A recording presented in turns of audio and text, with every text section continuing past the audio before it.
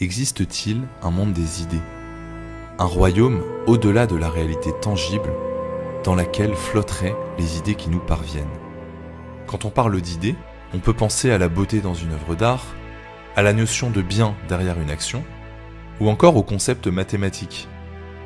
Mais ces idées sont-elles découvertes par l'homme depuis cet espace intemporel, ou bien sont-elles créées par lui seulement par sa volonté?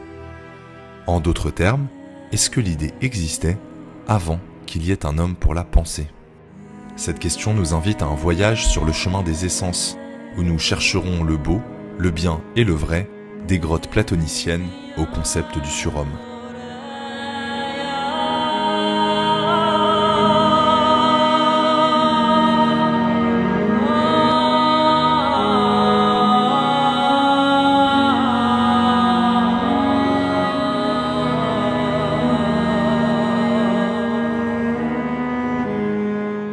Pour comprendre ce monde d'où nous viendraient les idées, nous allons plonger dans la caverne de Platon.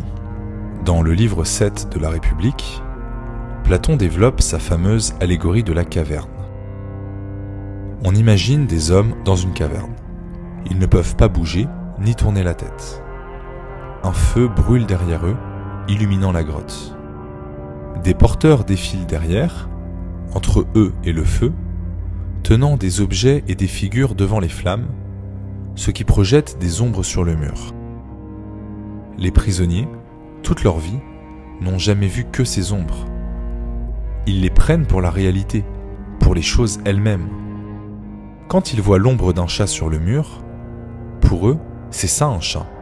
Ils n'ont jamais rien vu d'autre. Pareil pour quand ils voient une table, un rocher, et ainsi de suite. Les prisonniers vivent donc dans l'illusion. Ce qu'ils prennent pour la réalité, ces ombres, ils n'ont aucune idée qu'un monde véritable existe au-delà de cette illusion. Comme le dit Platon, ces captifs n'attribueront absolument de réalité qu'aux ombres. Bien que Platon ne s'étende pas sur leur rôle, les porteurs peuvent être interprétés comme ceux qui contrôlent l'information. Ils déterminent la perception des prisonniers et les maintiennent dans l'ignorance. Platon imagine alors que l'on libère un de ces hommes de ses chaînes et qu'on le conduise dehors, là où le soleil illumine le monde et où résident les choses elles-mêmes. L'homme contemplerait alors les choses en soi, libéré de l'illusion. Il ne verrait plus l'ombre de la montagne, mais la montagne elle-même, non plus l'ombre du chat, mais le chat lui-même. Il serait alors dans le vrai monde, le monde des idées. Dans cette allégorie, la caverne désigne notre monde à nous, le monde sensible. Et l'espace au-dessus de la caverne représente le monde des idées, le monde intelligible, qui est le vrai monde selon Platon, auquel on accède par la philosophie. L'antre souterrain, c'est ce monde visible. Le feu qui l'éclaire, c'est la lumière du soleil. Ce captif, qui monte à la région supérieure et la contemple, c'est l'âme qui s'élève dans l'espace intelligible.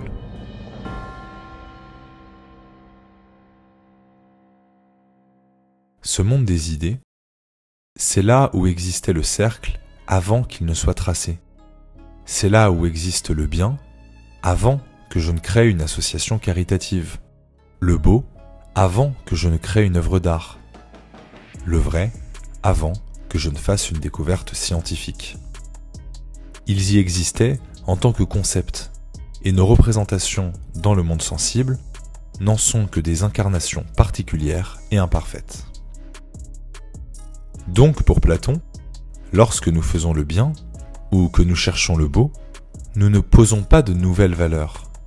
Nous nous rapprochons, ou nous éloignons, d'une définition préexistante. Et la quête de la sagesse, donc la philosophie, nous permet de la découvrir. Nous nous rapprochons d'une idée, par exemple du beau, qui existe déjà. Pour mieux comprendre le mythe de la caverne, il est intéressant de le rapprocher d'un autre mythe platonicien, celui de la réminiscence. Platon explique qu'à l'origine, notre âme flottait dans un monde dans lequel elle pouvait contempler toutes les idées. Elle avait alors accès à toute la connaissance. Elle voyait toutes les idées en soi, le bien, le beau, le vrai. Mais lorsqu'elle est descendue, qu'elle s'est incarnée dans un corps physique et que l'on est venu au monde, elle aurait oublié toutes ces idées qu'elle a contemplées. Il y a donc déjà, dans ce mythe platonicien, l'idée de la chute, et pendant la chute, l'idée de la scission, du déchirement entre le monde sensible et le monde intelligible. Et donc, le but de l'existence n'est pas d'acquérir de nouvelles connaissances, d'élaborer une nouvelle théorie du beau ou du juste, c'est au contraire de se souvenir de ce dont on a oublié, de se remémorer, pendant notre existence humaine, de ces idées que l'on a un jour contemplées. La philosophie est un chemin de sortie de la caverne, un rapprochement vers les grandes vérités dont on se remémore pour, ultimement, faire partie de ces idées, appartenir au monde intelligible, quitter définitivement le monde sensible et donc devenir comme les idées, absolues et éternelles, un morceau d'éternité. Maintenant que l'on a défini ce que sont les idées platoniciennes, on va voir 3 domaines dans lesquels cette question s'est posée et a eu des conséquences essentielles. La science, la beauté et la morale. La question se pose tout d'abord pour les concepts scientifiques et mathématiques. Dans le dialogue Le Ménon, Platon prend l'exemple du cercle, une forme géométrique qu'il définit comme un ensemble de points, tous situés à une distance égale d'un point central. Il indique que personne, sur Terre, ne peut créer de cercle parfait. Tous les cercles que nous traçons, peu importe comment, ont nécessairement des défauts. Aucun n'est absolument parfait, comme le serait l'idée du cercle.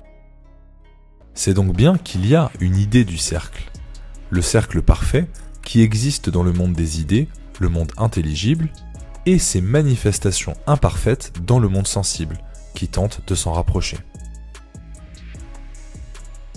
Le philosophe Luc Ferry donne l'exemple suivant. Dans le monde sensible, l'eau peut prendre la forme de liquide, de glace, de vapeur, mais sa véritable nature, l'idée pure de l'eau pour ainsi dire, c'est H2O. C'est l'élément eau, invariable, qui s'incarne de différentes manières dans le monde sensible. Ce débat vient questionner l'idée même du beau. Le but de l'art a longtemps été de célébrer l'idée de beauté. Il s'agit alors de savoir si, comme on dit, la beauté est dans l'œil de celui qui regarde, c'est-à-dire qu'elle serait totalement subjective, ou bien si elle existe ailleurs, de manière objective, dans un monde idéal. Dit autrement, dans un cas, on attribue de la beauté à un objet, dans l'autre, on reconnaît la beauté dans un objet. Si on part du principe que la beauté est subjective, alors la valeur d'un poème est dépendante de celle que lui accorde celui qui le lit. Je peux dire « ce poème de Baudelaire est beau », quelqu'un d'autre pourrait le lire et dire qu'il est laid, et nous aurions tous les deux raison, puisque c'est nous qui accordons ou non au poème sa beauté, mais il n'en aurait pas par lui-même. A l'inverse, si on considère qu'il y a une beauté objective, quand je dis que cette peinture est belle, j'affirme qu'elle contient l'idée platonicienne du beau. Elle a une beauté objective que je reconnais. Donc, si quelqu'un la trouve laide, il aura tort. C'est lui qui ne peut pas voir cette quantité de beau dans l'objet, mais elle est toujours là. Un peu comme si quelqu'un me dit qu'il ne peut pas voir une montagne parce qu'il y a du brouillard, et donc qu'il n'y a pas de montagne. Il a tort. La montagne est là, c'est juste lui qui n'arrive pas à la voir. Notre époque, subjectiviste et individualiste, retient plus volontiers la première hypothèse. La beauté serait subjective, contenue dans l'œil de celui qui observe. Cependant, cette acception soulève immédiatement une difficulté.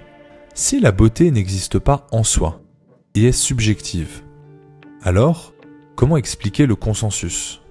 Comment expliquer que tout le monde, à toutes les époques, dans tous les pays, trouverait cette image belle et celle-là laide? Pourquoi est-ce que la quasi-totalité des gens voyagent ou aimeraient voyager à l'autre bout du monde pour contempler un tel paysage et le trouveraient plus beau que cette plaque d'égout en bas de chez eux? Est-ce le souvenir d'une idée du beau que nous avons contemplé avant notre venue au monde?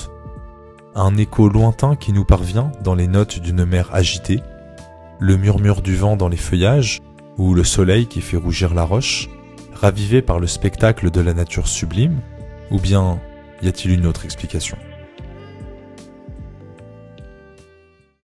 La question se pose aussi pour le bien et le mal. La première idée serait qu'il y aurait des valeurs immanentes de bien et de mal dont on devrait chercher à se rapprocher durant notre existence humaine. C'est par exemple l'idée religieuse. Pour les utilitaristes anglais, notamment John Stuart Mill ou Herbert Spencer, les notions de bien et de mal ne seraient pas platoniciennes, mais auraient été élaborées au travers de l'expérience humaine, en fonction de ce qui aurait ou non une utilité pour le groupe social. Cette élaboration, fondée sur l'utilité sociale, serait la véritable origine des valeurs morales. Nietzsche, dans sa généalogie de la morale, rejette aussi bien l'idée platonicienne que sa critique par les utilitaristes. Tout d'abord, s'agissant de ces derniers, pour lui, ça ne peut pas être le peuple, le troupeau, la masse, ceux sur qui s'exercent ces valeurs, qui auraient pu en être à l'origine. Ce sont au contraire les forts qui étaient suffisamment puissants pour imposer ces valeurs au reste du troupeau, qui ont pu décréter qu'un comportement était bon ou mauvais. Ensuite, Nietzsche rejette totalement le concept d'essence platonicienne. Pour lui, les essences, imaginer un autre monde que le monde physique, qui serait seulement atteignable par la philosophie, revient à diminuer, à mépriser ce monde-ci, qui est pour lui le seul et vrai monde, et donc à rejeter la vie elle-même.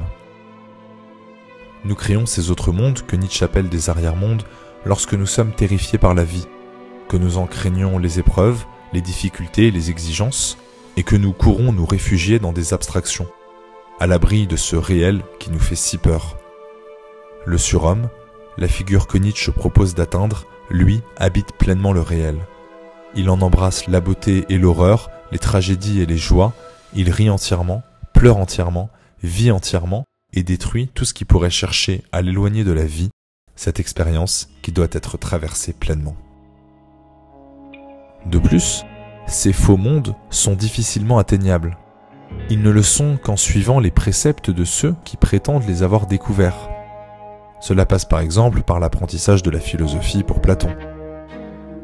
En plus d'être faux, Nietzsche reproche à ces idéaux de n'être que l'instrument de puissance de ceux qui les contrôlent, qui les utilisent comme un moyen déguisé d'exercer leur propre volonté de puissance, de soumettre ceux qui les écoutent à leur volonté en prétendant leur faire accéder à un monde véritable.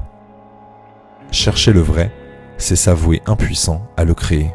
Le surhomme ne cherche pas le vrai absolu, qui n'est par définition que l'expression de la volonté de puissance d'un autre à laquelle il se soumettrait.